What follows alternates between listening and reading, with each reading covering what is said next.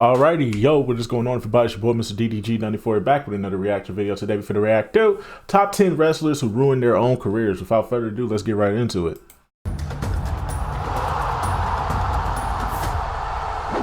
The wrestling business can be brutal, both in the ring and in real life.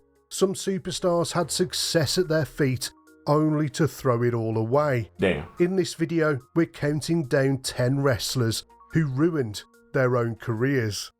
Buff Bagwell was one of WCW's most recognisable stars. He had a good look, a bunch of unique charisma, and he was the kind of wrestler that Vince McMahon gravitated towards. Although he'd have to drop the habit that he had in WCW of bringing his mom to work with him. Bagwell was one of the first WCW wrestlers brought in to kick off the Invasion storyline in 2001, but everything went wrong real fast. He was booked in a match against Booker T on Raw under the WCW banner, and it turned out to be a complete disaster. Bagwell's timing was off, and the chemistry with Booker just wasn't there. The fans weren't buying it, and neither was WWF management. And backstage, he got into a fight with Shane Helms that left him with 28 stitches and a concussion, and to make matters worse, Bagwell allegedly had his mom phone in sick for him so he didn't have to wrestle on a house show. Speaking to Judy Bagwell was the final straw for the WWF's management. This could have been a whole new chapter in Bagwell's career, but in the end, Buff just wasn't the stuff for Vince McMahon. Damn. When Velveteen Dream first appeared in NXT, he was unlike anything that wrestling fans had seen before. He was flamboyant and absolutely dripping with charisma. He seemed destined for greatness, as many fans seemed convinced that he was going to become a megastar once he was called up to the main roster. But in 2020, everything fell apart for Patrick Clark Jr. Allegations surfaced of him sending inappropriate messages to minors. Clark denied the accusations, but the damage was done.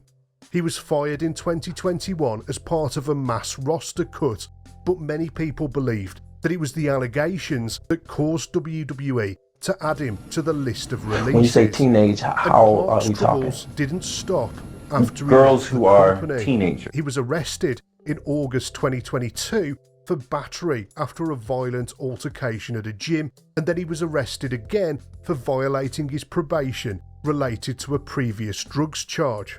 After all this, it seems unlikely that WWE or any reputable wrestling company will ever want to hire him again. Perry Saturn made a name for himself in the 90s as one half of the Eliminators. His tag team alongside John Kronus was one of ECW's best ever. In WCW, he was one of the most memorable members of Raven's Flock, and he was a TV champion and a tag team champion during his time there. In the year 2000, he jumped to the WWF alongside Eddie Guerrero, Dean Malenko and Chris Benoit. While he didn't have as much single success as his teammates, he was a reliable performer in the ring, or so the WWF believed. The incident that derailed his career came in 2001 while he was wrestling a jobber named Mike Bell. Saturn was furious when Bell botched a couple of moves, and he responded by viciously attacking him. Saturn threw stiff punches and he slammed Bell into the mat before tossing him out of the ring, almost causing him to land on his head. Oh my God. This outburst didn't sit well with WWF management, and they decided to punish him for the rest of his contract. They gave him a storyline where he became obsessed with a mop and thought that he was in a relationship with it. WWE released him in 2002, and he was never invited back into the company. Mr. Kennedy made his WWE debut in 2005, and he immediately stood out with his unique microphone announcing entrance, and WWE wanted to push him all the way to the top. He got wins over established superstars like Rey Mysterio and Booker T, and he even won the Money in the Bank briefcase. And back then, winning the briefcase almost guaranteed a run with the WWE Championship. But Kennedy's career wasn't ruined by a single event, but a series of problems that piled up over time. First of all, he was riddled with injuries that put him out of action for several months at a time, and whenever WWE seemed ready to pull the trigger on his main event push, another injury would derail his momentum. For example, he had to give up the Money in the Bank briefcase due to a triceps injury. Backstage politics also played a role in his downfall. Randy Orton and John Cena claimed that Kennedy was unsafe in the ring, which caused Vince McMahon to go cold on him. But what really shook McMahon's confidence in Kennedy was when he was implicated in a steroid scandal. His name appeared in a report linking him to a pharmacy that was distributing performance-enhancing drugs. Damn. This combination of problems sealed his fate with the company, and by 2009, he was released from his contract. Standing at 6'3" and weighing over 300 pounds, Lars Sullivan was being positioned as WWE's next big thing. There were even discussions about Sullivan getting into feuds with the likes of John Cena and Brock Lesnar, with Vince McMahon keen to establish him as his new monster heel. However, despite the early promise, Sullivan's run would be short-lived. In 2019, offensive comments from Sullivan's past resurfaced, including racist, homophobic and sexist remarks. Oh no. WWE fined him $100,000 and ordered him to undergo sensitivity training. Then it came out that he'd starred in a gay porn movie. Unsurprisingly, WWE backed off on his... That nigga was at them Diddy parties. That nigga was at them Diddy parties. God damn, that nigga was at them Diddy parties. Because P. Diddy be wanting the body. And you gotta tell him no. You got to tell him no. I did. Did you miss me though? For real? Because it seems like a thing. I miss his partying birthday with party. Puff, man. But I'm talking about for your birthday. Huh? Why won't you party with me for your birthday, man? We partied for my birthday before. You came to my party. No, but me and you ain't never really party, you know what I'm saying? He was at them Diddy parties. Big push, and he never made it to the main event. He asked for his own release in 2021 after suffering from anxiety issues.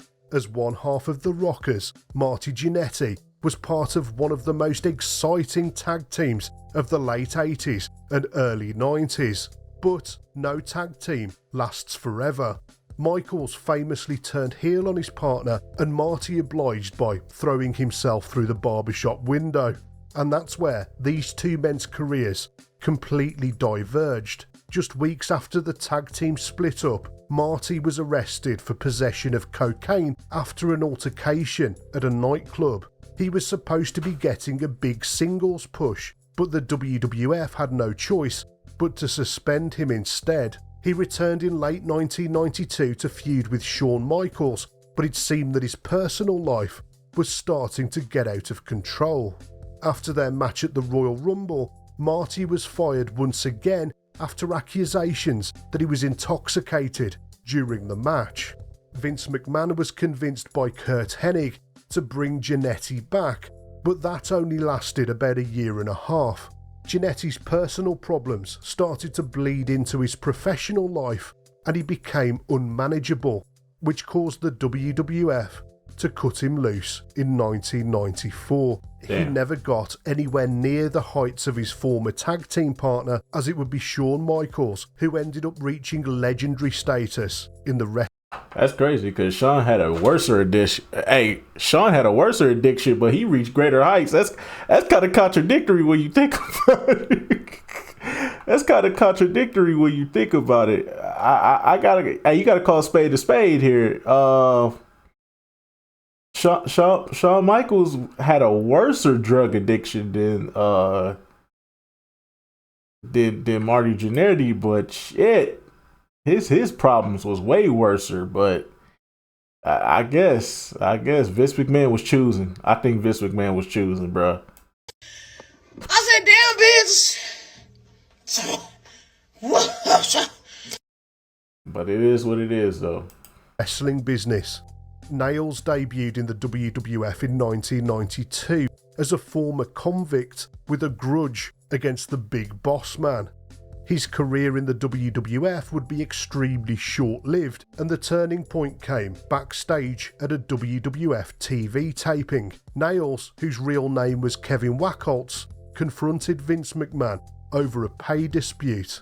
Wacholtz was unhappy with the amount of money that had been paid, accusing Vince McMahon of stiffing him, and so he stormed into McMahon's office and physically attacked him.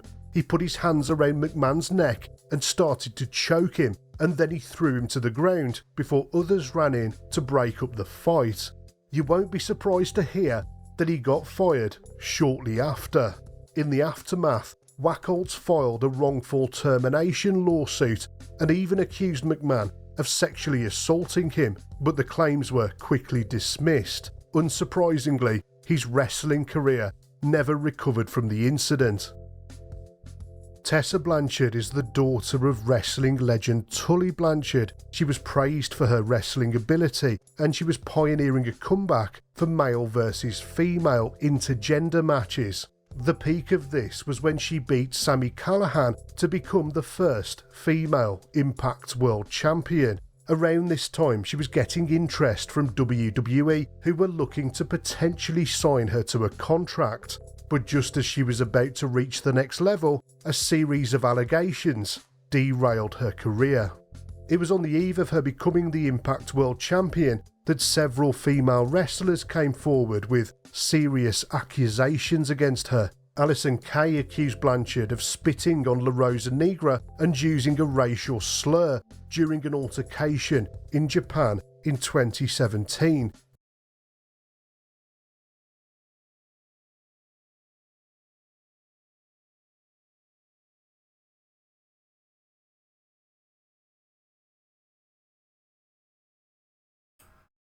I sentence you to 4,000 lashes for conduct unbecoming a black man. Black queens forever, snow bunnies never. I said black queens forever, snow bunnies never. I said black queens forever, snow bunnies never. I beg your pardon. I beg your pardon.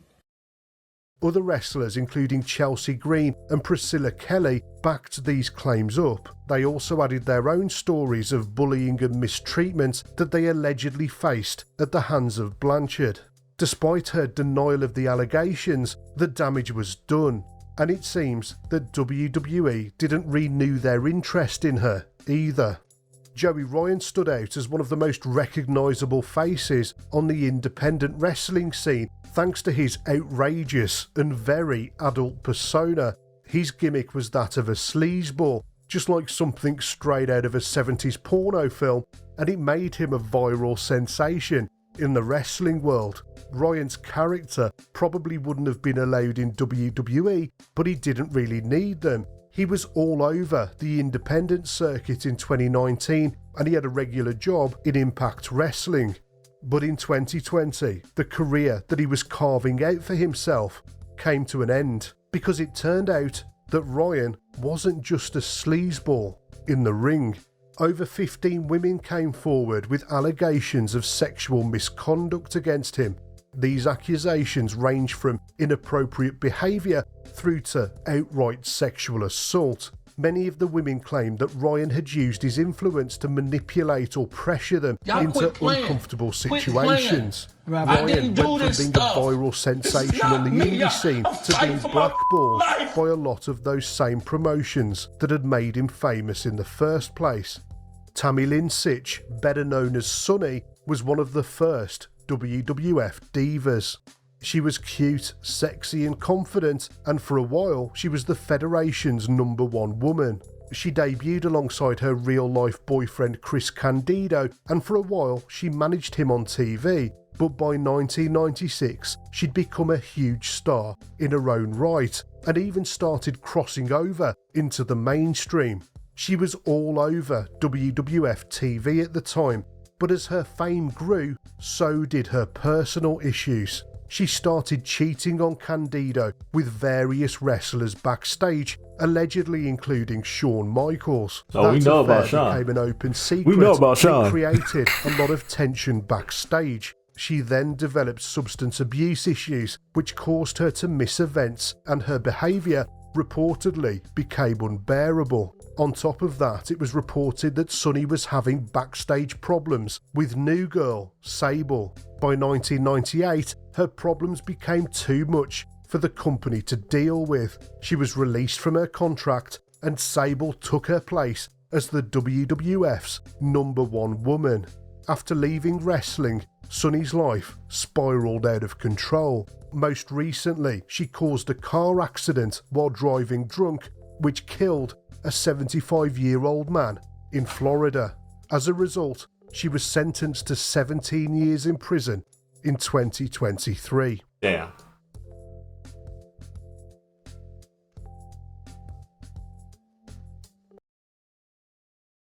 Well, the only thing I guess we could say is they did it to themselves.